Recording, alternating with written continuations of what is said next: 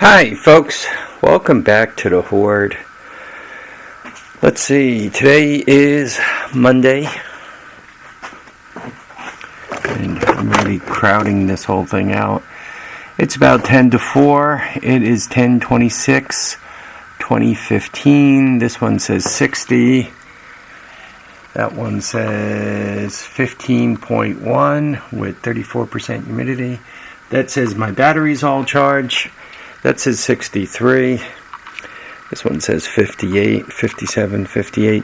I'm specifically mentioning these because to me it seems warmer up here since I did the old foiled ceiling here. And what I did was I took one of the digital thermometers outside. I kind of put it here in the shade. And this says 53.7. So I guess the comment I'm going to make is I can't quite tell you, oh, it's X amount warmer up here, but I think it's already helping. So hopefully this weekend James is free and we can finish this up. And once this is finished up, it'll be a good thing. One other thing, as I'm working with James on getting the ceiling foiled, also like several boxes of stuff that were like floating around on these bikes and all. You'll notice they're not sitting on the bikes anymore. A lot less stuff is. A lot of that stuff moved downstairs, so today I've spent quite a bit of time sorting through it. And let me show you what I've been up to. Specifically, actually, this is supposed to be a review video. As you could see, I already have one of these rolling toolboxes up here. For folks who are not regular subscribers to my channel. It says U.S. General on them. Harbor Freight makes them. I don't know what they normally sell for. $169, $139, whatever. But there's always a coupon available, or fairly regularly there's a coupon available. So you can pick them up for like $99. And then with tax by me, they come in at about $106. So anyway, there's my rolling toolbox, and there's a quick review of what I think of it. And just quickly, the metal seems to be pretty decent. The paint job's halfway decent. You know, the smaller draws I think are good. They seem to work fairly well. This bigger draw, as you put weight in it, it's a little flimsy. As a matter, I'm probably asking for trouble for how much I've put into it, but so all that's good. I mean, this is what it looks like, right? It says you should put. It says it comes in at about 96 pounds, and you could put 580 in it, so it means you could put like 4 over 450, 475, whatever. I mean, that's the whole description, and that's the SKU number if anybody cares. And I'm sure this piece of junk is, made in China. Is it a snap-on toolbox? No, I'm not even gonna. Let's not even go anywhere near there because that's just silly talk.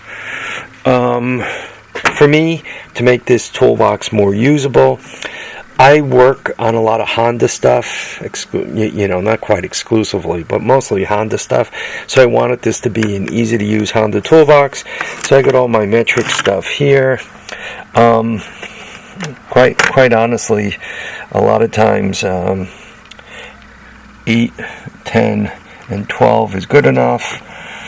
I got that's a 1/4 inch, 3/8, pliers, 5 pairs, needle nose, electricians, dikes, and then couple of vice grips.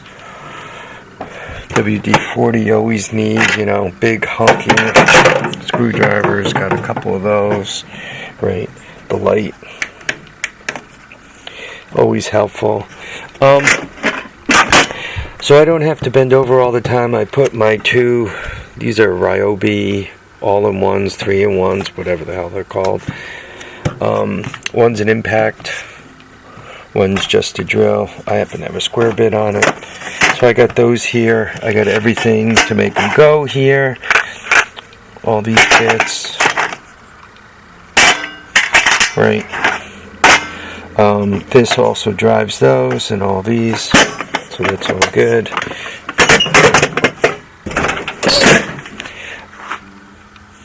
To make this thing better, I put a shelf on it.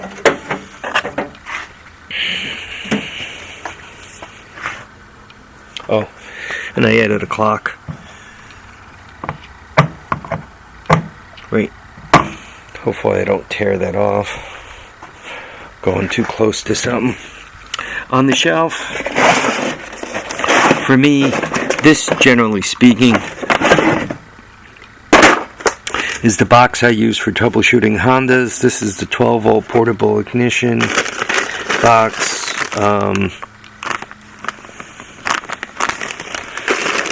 Somewhere in here, under all those wires and all, I have the ignition box that runs off the CDI.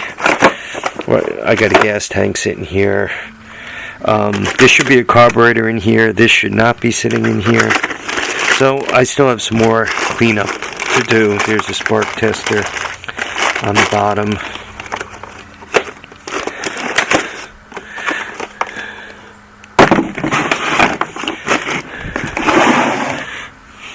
Also, I put a circular saw down on the bottom. That's the screw set, so anytime I need a screw quickly to put a couple of pieces of wood together or hang something up, I could cut the wood with the circular saw. I got the screws right there, and I got the drivers, all kinds right there, and I threw a battery charger down here. The shelf will really make life a lot easier for those of you guys who frequent my channel or watch regularly. You know, I'm always kind of fighting with I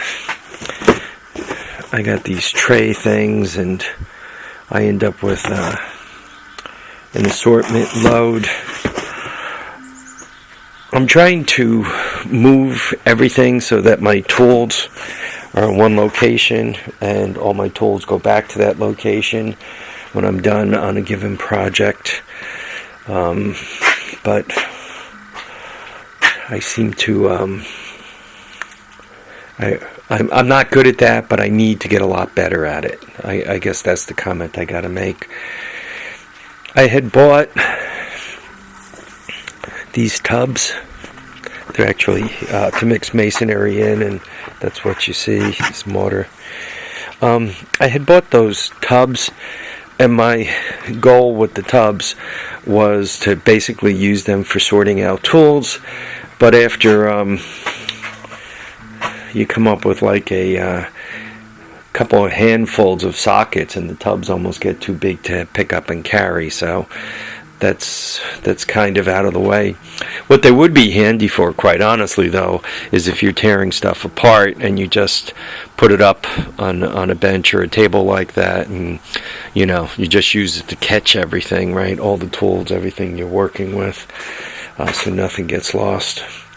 On the bottom, once again, a bunch of stuff came down from the upper garage that I sorted through, and there were a few things in here annoying me.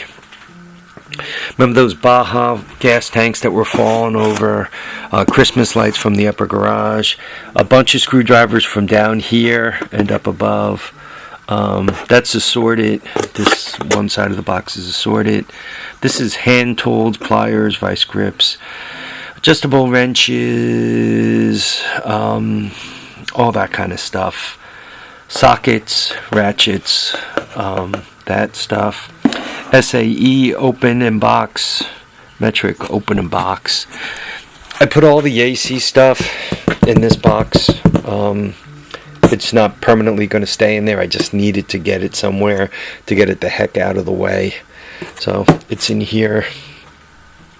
And if you look, it's getting closer to the point where I could, well, let me back up over here.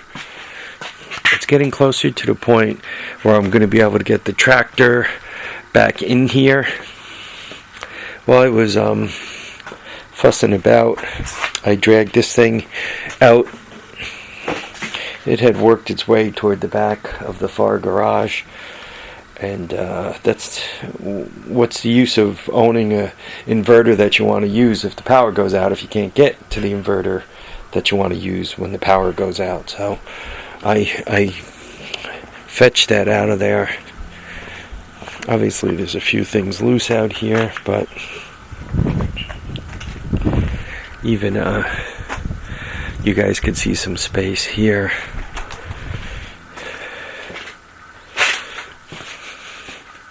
Down here is the big generators. They're all Briggs & Stratton 10 horse 5,000 watt generators. One of them runs no problem, creates electricity. One of them runs, doesn't create electricity. One of them has a thrown rod. So the one that runs and doesn't create electricity is supposed to mate up with the one that doesn't run with the thrown rod, and they're supposed to become one. But I kind of haven't had time to play with that. I mean, to be honest with you, I got one runner there, one running generator right there.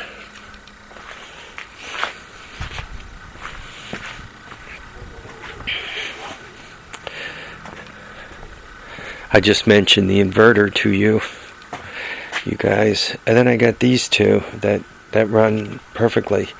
So one of the reasons why it's not being worked on is because even if I could fix it perfectly tomorrow, I don't have much of a use for it. And from a let's just resell a point of view, what's a used generator worth? A couple $100, $300 on the outside, $200, between $200 and $300. So I'm not in a big hurry to do anything with it. Unfortunately, though, it is taking up space. I do need to put more time into this. Like, that's a Honda 70 motor. Why is it there? It shouldn't be. It should be somewhere else. The gas tanks, I have them literally all over the place. They need to be clustered up.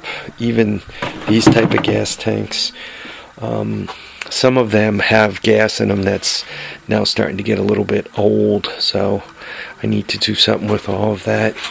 This corner here, right, I need to do something with the 4x4s. I mean, there's plenty more work to do, but I'm getting there. Most of this center island are the three Bajas, and this is a little Q50. I don't know if the Bajas are going to stay down here, if they're going to move to the upper garage. It'd probably be better if they move to the upper garage, if this is actually going to be my work spot. But I've spent quite a bit of time in both garages today, and I must tell you, the upper garage is just warmer. I should put a thermometer down here too. I should set up one of those little units over here so that you guys could see the temperature difference. It's at least 5 degrees, if not cooler, down here, and it's also very damp. So it's not easy to spend a lot of time down here. You spend time down here, literally makes your bones hurt after a while. I know that sounds like an old person thing, but I'm not young anymore. Okay,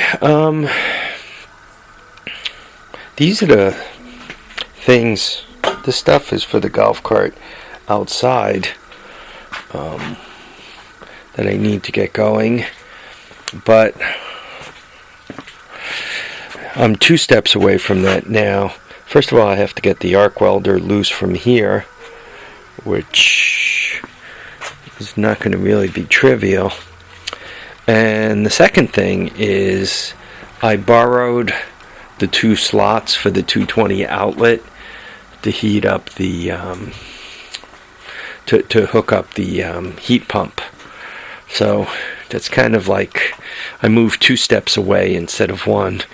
I know, not good. Anyway, this is getting to be a very long video. I want to thank you all for watching and commenting, subscribing. Remember to keep your feet down, keep your head up, and guys, please get out there and enjoy all your days. Bye now.